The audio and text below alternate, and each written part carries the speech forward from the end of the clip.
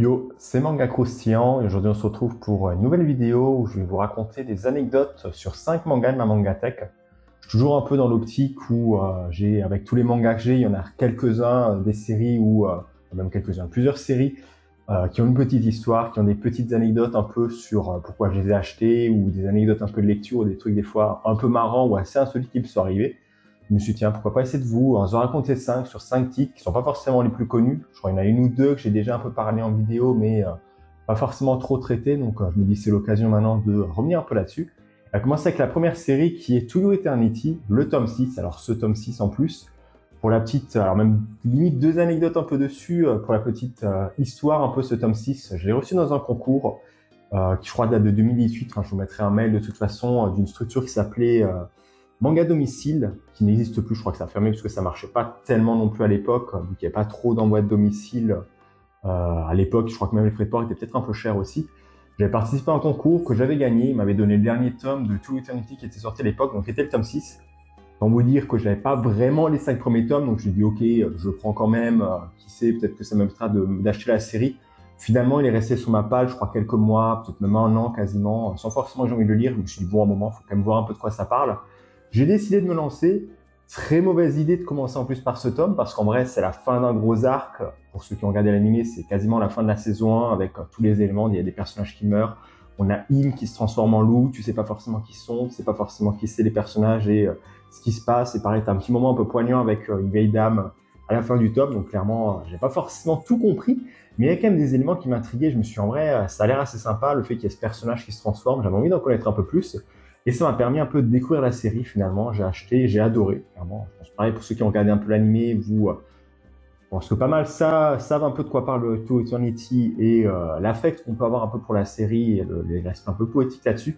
Mais voilà, c'est un peu l'anecdote, le fait que finalement j'ai reçu ça dans un concours et j'ai lu ce tome comme ça sans forcément avoir lu les autres, qui est quand même de manière plutôt originale, et, qui n'arrive pas forcément non plus à tout le monde de lire une série, de lire un tome comme ça sans lire les autres. La seconde anecdote concerne une série, alors je pense que pas beaucoup de monde connaît, c'est Vampire Chronicle, disponible en 9 tomes. Alors en plus, je crois que c'est encore l'ancienne édition de chez Kiyun, je crois que sont même plus disponibles, je crois si je dis pas de bêtises à l'achat. Que à la base je devais pas acheter. En vrai, c'est pas une série que je voulais acheter à la base. C'était, alors je me rappelle plus forcément la date, c'était sur le Bon Coin. Je chinais un peu à une époque sur des mangas d'occasion. Il y a une série qui m'intéressait bien qui s'appelait Tokyo SP. Je crois qu'il y avait 10 tomes de sortie. Alors là, pareil, un peu deux anecdotes en une, puisque la série finalement j'ai réussi à l'avoir par un autre moyen. Mais voilà, je voulais acheter Tokyo SP, il y avait quelqu'un qui vendait, il vendait un peu d'autres mangas, donc je l'avais commandé un peu la série en achetant les 9 tomes. J'ai reçu mon colis, bizarrement il n'y avait pas les Tokyo SP que j'avais commandés, il y avait à la place Vampire Chronicle, les 9 tomes. J'ai contacté le mec, il m'a dit ah oui effectivement, en fait il a déjà préparé les colis, et sans faire gaffe, il a dû envoyer le mauvais. Je dis bon, c'est pas forcément trop grave. Il m'a dit bah sinon, vous me le renvoyez, je vous renvoie les autres sans frais. Par contre là je pars en vacances, donc il faudra attendre je crois 1 ou 2 semaines. Pas grave, j'ai attendu. Finalement, entre-temps, j'ai réussi à trouver les Tokyo SP, en plus les 10 tomes, parce que lui, il en vendait 9, et de base, il y en avait 10 qui étaient sortis, sachant que c'est une série qui était chez Panini, et à l'époque, Panini, c'était pas forcément trop ça, il y avait des séries qui étaient plus trop dispo. Donc je me suis dit, bon, on va le recontacter, je vais faire écouter, c'est pas grave, j'ai réussi à trouver autre chose, et finalement, la série, je vais quand même la garder, je peux garder l'argent, et je vais voir un peu ce que ça me donne. Je raconte pas vrai. Parce qu'à l'époque, en plus, c'était, je crois qu'il n'y avait pas encore le paiement sécurisé le Bon Coin, j'ai peut-être même passé par PayPal. Et j'ai pas forcément trop confiance non plus sur le fait de renvoyer des trucs et pas forcément être sûr de recevoir mon argent ou de recevoir les autres mangas. Donc j'ai un peu flippé sur ce moment-là. Mais ouais, donc j'ai décidé de garder la série, de la lire. Elle n'est pas forcément très ouf, j'en ai plus forcément trop de souvenirs et même les dessins sont assez vieillots. Je crois d'un vampire éternel qui a tué sa femme et qui essaye de la faire un peu revivre, un truc comme ça, si je me rappelle bien. Comme dit, ça date un petit peu, donc je me rappelle plus trop. Mais ouais, c'est un peu l'anecdote que j'ai sur ce manga que je n'aurais pas dû acheter finalement, que j'ai reçu par erreur, mais que j'ai finalement quand même gardé. Depuis toutes ces années, clairement. J'ai pas relu, j'avoue, en vrai, la série. C'est peut-être l'occasion, surtout que j'ai quand même des souvenirs assez mitigés dessus, mais voilà, pourquoi pas, à la rigueur. La prochaine anecdote, alors c'est sur un manga que j'ai pas forcément sur moi, que j'ai lu en numérique, et c'est d'ailleurs un peu l'anecdote, c'est Blood Lab. Je mettrai peut-être une petite image pour ceux qui savent pas. Alors ça fait partie des séries, alors il y a on va parler sur un truc un peu moins légal, parce que c'est vrai qu'à l'époque, il n'y a pas trop... Alors, je me rappelle plus trop de quand c'était. C'était avant le Covid, donc ça va être aux alentours de 2019, 2020, où je sais pas forcément trop... Je lisais la plupart du temps en papier, mais ça m'arrivait ça m'arrivait des fois de lire quelques scans, par exemple du One Piece, vu que ça sortait pas encore sur Manga Plus. Quelques scans de série, mais jamais vraiment en manga en entier sur une appli de scan. Déjà parce que voilà, ça me paraissait pas trop, j'étais pas trop à l'aise pour lire sur PC ou sur téléphone, c'était pas quelque chose qui me faisait vraiment envie. Mais je crois que c'était durant un été à mon boulot, ça me faisait un peu chier. Je me suis dit bon, une série que j'avais vue je crois des OAV, un animé qui était sorti à un moment déjà sur Blue Lab, et je me suis dit tiens, j'ai quand même envie de voir un peu ce que donne la suite. Donc je me suis tapé tout le truc pendant mes pauses du boulot, sur le PC du boulot, à regarder un peu les scans de la série, en essayant quand même d'être discret, parce que c'était pas forcément le truc, j'étais un peu plus dans un open space avec des gens derrière moi, j'avais personne derrière salé, mais j'avais des gens sur le côté, donc j'essaie de rester un peu discret. Bon. C'était mon ancien boulot, donc théoriquement, mais c'est mes patrons qui me regardent là, sachez que c'est pas chez vous, j'ai pas lu de scan chez vous, c'était dans mon ancien boulot. Mais ouais, c'est un peu la petite anecdote sur cette série, je crois que c'est... alors j'en ai lu d'autres entre-temps, des séries en scan, bah à part vite fait un peu les trucs sur Manga Plus, en vrai je lis pas forcément trop en numérique, c'est pas ce qui m'avait plus intéressé. Donc ouais, c'était je crois la première série du coup que je lisais un petit peu en scan, de manière non légale. Est-ce que j'ai acheté la série depuis? Non, en vrai, c'est une série que j'ai bien aimée, mais je vais pas forcément trop recommander. Je crois qu'il y a Quantibus de la Mangatech qui l'avait lu aussi, qui est un peu du même avis, c'est bien, mais ça tire peut-être un peu trop en longueur. Donc voilà, un peu l'anecdote que j'ai sur cette série.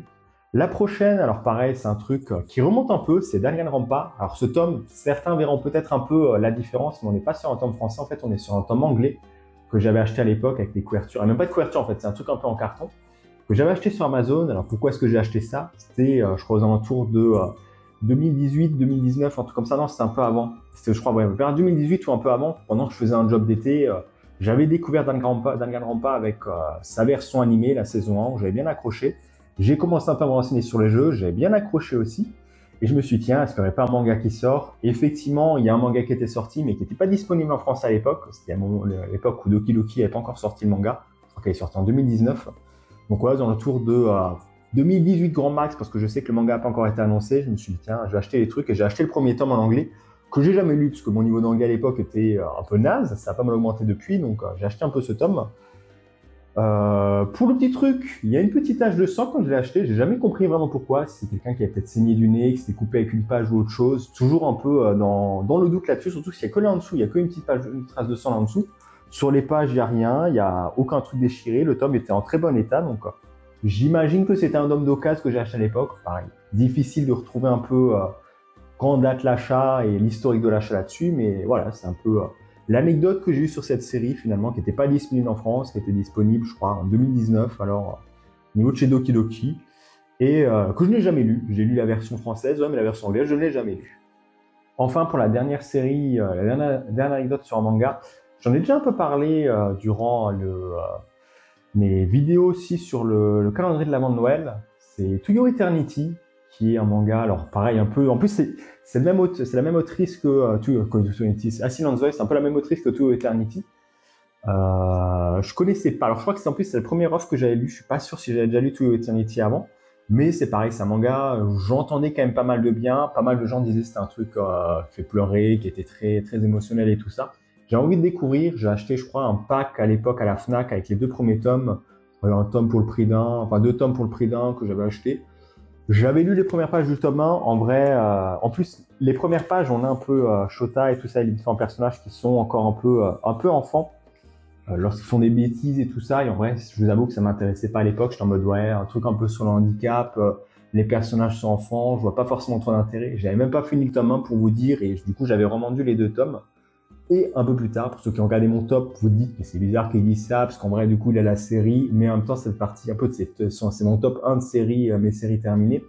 Et oui, parce qu'entre temps, enfin, quelques années plus tard, j'ai regardé finalement le film, j'ai adoré le film, aussi Asylum's Voice, je pense que clairement, ça fait partie de mes tops, si c'est pas mon top 1 film d'animation japonais préféré.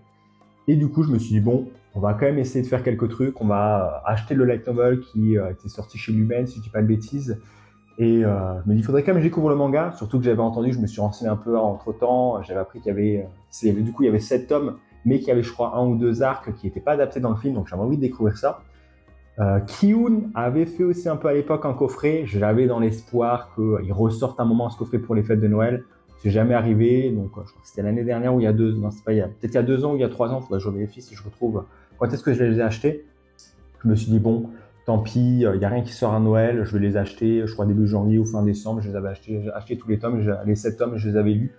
Et pareil, gros coup de cœur, je comprends toujours pas comment est-ce qu'à l'époque j'ai pu me dire non mais c'est clairement pas intéressant, c'est pas pour moi, ça m'intéresse pas, alors qu'entre temps c'est devenu ma série limite coup de cœur, en série terminée en tout cas. Donc ouais, comme quoi, pas forcément toujours vendre la peau de l'ours avant de l'avoir tué, essayer de donner une chance, les fans des mangas qu'on lit à une époque, mais qui sont pas forcément dans notre goût à ce moment-là, mais plus tard peuvent devenir aussi très intéressants, ou pareil, on peut avoir des préjugés. Alors, ça c'est plus sur un animé, j'en parlerai peut-être à une autre anecdote, mais pareil, il y a un animé où j'avais franchement des a priori, tout le monde en parlait en bien, je me suis dit ouais mais comment tu veux faire une histoire intéressante sur ce concept. Finalement j'ai regardé l'épisode 1, j'ai adoré, on parlerait peut-être un peu plus tard une autre fois si jamais vous êtes intéressé. Mais voilà, c'est un peu tout du coup pour mes anecdotes sur 5 mangas différents. J'en ai d'autres, si jamais en vrai ça vous intéresse, je peux toujours faire d'autres épisodes. N'hésitez pas à me dire aussi peut-être vous, que ce soit en commentaire, ou si je fais une petite vidéo YouTube aussi avec des anecdotes sur 5 de vos mangas, 5 séries que vous avez découvert, comment vous les avez découvert, ou des petits trucs un peu intéressants qui peuvent arriver. Par exemple, comme moi, voilà, la série, je l'avais lue, ça m'a pas intéressé, plus tard, je donne une chance, j'ai adoré, ça fait partie de mes tops. Ou des trucs où vous disiez, ouais, je suis sûr que j'adore, finalement, j'ai regardé la série, j'ai complètement détesté. N'hésitez pas à me dire si vous en avez, je pense que ça peut être intéressant de discuter un peu de notre parcours de lecteur et des séries aussi qui nous ont marqué, que ce soit en bien ou en mal. En tout cas, voilà, j'espère que cette vidéo vous aura plu. Si c'est le cas, n'hésitez pas à liker, commenter et sur la chaîne si ce n'est pas fait. Et sur ce, je vous dis bye tout le monde.